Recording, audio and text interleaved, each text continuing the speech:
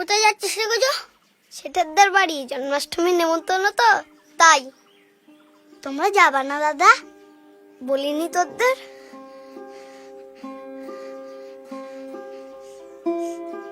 ওদের নাম মনে হয় বলিনি।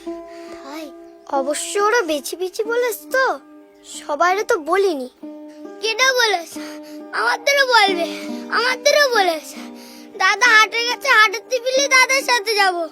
চপ বাবা, তো ওরম করতেছিস কেন? তোর বাবা তো ভ্যান চালায়, তাই হয়তো তোদের বলিনি। আমার সাথে যাবি? না, আমি আর কোথাও যাব না। কেন? আমাদের সাথে খাস করে, চল, কেউ বকবে না। কোথাও যাব না।